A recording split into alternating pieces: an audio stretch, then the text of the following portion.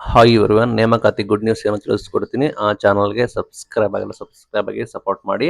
ಖಾಸಗಿ ಅನುದಾನಿತ ಪ್ರೌಢಶಾಲೆಗಳಲ್ಲಿ ಲೈಕ್ ನಿಮಗೆ ಗೊತ್ತಿರೋ ಹಾಗೆ ಲೈಕ್ 31/12/15 ಪೂರ್ವದಲ್ಲಿ ನಿಧನ, ನಿವೃತ್ತಿ, ರಾಜೀನಾಮೆ ಮತ್ತು ಇತರ ಕಾರಣಗಳಿಂದ ತೆರವಾದ ಹುದ್ದೆಗಳಿಗೆ ಭರ್ತಿ ಮಾಡಲು ಶಾಲಾ ಶಿಕ್ಷಣ ಇಲಾಖೆ ಆದೇಶ ಕೂಡ ಮಾಡಿದೆ. ಖಾಸಗಿ ಅನುದಾನಿತ ಪ್ರೌಢಶಾಲೆಗಳಲ್ಲಿ ನೇಮಕಾತಿ ಕೂಡ ಆಗುತ್ತೆ, ಆದೇಶ ಕೂಡ ಮಾಡಿದೆ.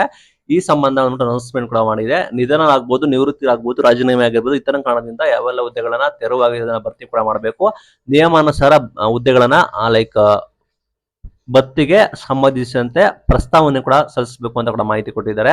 ಹಾಗಾಗಿ ಸಾಕಷ್ಟು ಪ್ರೌಢಶಾಲೆಗಳು ಕೂಡ ಹುದ್ದೆಗಳು ಕೂಡ ಭರ್ತಿ ಆಗೋದು ಇದೆ. ಲೈಕ್ ಎಲ್ಲಿ ಸಾಕಷ್ಟು ಕಡೆ ಭರ್ತಿ ಆಗಿಲ್ಲ. ನಿಯಮಾನುಸಾರ ಬಂದ್ಬಿಟ್ಟು ಅರ್ಹ ಎಲಿಜಿಬಲ್ ಇರೋ ಖಾಲಿ ಹುದ್ದೆಗಳನ್ನ ಭರ್ತಿ ಮಾಡಲು ಯಾವುದೇ ಪ್ರಸ್ತಾವನೆ ಸಲ್ಲಿಸಿರೋದಿಲ್ಲ. ಲೈಕ್ ಆಯಾ ಖಾಸಗಿ ಅನುದಾನಿತ ಪ್ರೌಢಶಾಲೆಗಳು ಕೂಡ ಈ ಹುದ್ದೆಗಳಿಗೆ ಲೈಕ್ ಪ್ರಸ್ತಾವನೆ ಸಲ್ಲಿಸಿರೋದಿಲ್ಲ, ಲೈಕ್ ನೇಮಕಾತಿ ಮಾಡಿ ಅಂತ. ಇದರಿಂದ ಮಕ್ಕಳಿಗೆ ಸಮಸ್ಯೆ ಕೂಡ ಆಗ್ತಾ ಇದೆ. ಹೀಗಾಗಿ ಸರ್ಕಾರ ಆಲ್ರೆಡಿ ಅನೌನ್ಸ್ಮೆಂಟ್ ಕೂಡ ಮಾಡಿದೆ. ಅರ್ಹ ಖಾಲಿ ಹುದ್ದೆಗಳನ್ನ ಆದಷ್ಟು ಬೇಗ ಭರ್ತಿ ಮಾಡಬೇಕು, ಪ್ರಸ್ತಾವನೆ ಕೂಡ ಸಲ್ಲಿಸಬೇಕು.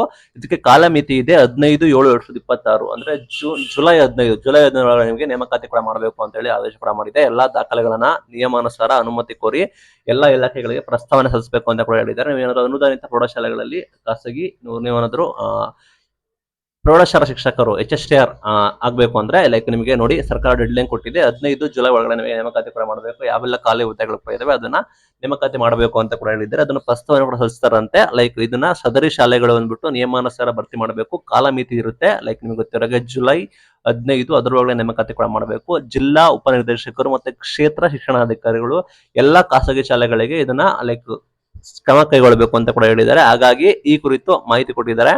ಧಾರವಾಡ, ಕಲಬುರಗಿ ಕೂಡ ಅಲ್ಲೂ ಕೂಡ ವರದಿ ಕೊಟ್ಟಿದ್ದಾರೆ ಅಂತ. ನೀವೇನಾದ್ರು ನೇಮಕಾತಿ ಕಾಯ್ತಿದಾರೆ ಅಂದ್ರೆ ಲೈಕ್ ಶಿಕ್ಷಕರ ನೇಮಕಾತಿ ಖಾಸಗಿ ಅನುದಾನಿತ ಪ್ರೌಢಶಾಲೆಗಳಲ್ಲಿ ನೇಮಕಾತಿಗೆ ಮಾಹಿತಿ ಕೊಟ್ಟಿದ್ದಾರೆ. ಡೆಡ್ ಲೈನ್ ಬಂದ್ಬಿಟ್ಟು ನಿಮ್ಗೆ ಗೊತ್ತಿರೋ ಹಾಗೆ ಜುಲೈ 15 ನೇಮಕಾತಿ ಆಗ್ಬೇಕು. ಬಟ್ ಆಯಾ ಇಲಾಖೆಯವರು ಪ್ರಸ್ತಾವನೆ ಕೂಡ ಸಲ್ಲಿಸಬೇಕು ಅಂತ ಹೇಳಿ ಸರ್ಕಾರದಿಂದ ಅಧಿಕೃತ ಆದೇಶಗಳು ಕೂಡ ಬಂದಿದ್ದಾವೆ. ಇದು ಬಿಗ್ ಅಪ್ಡೇಟ್. Thank you.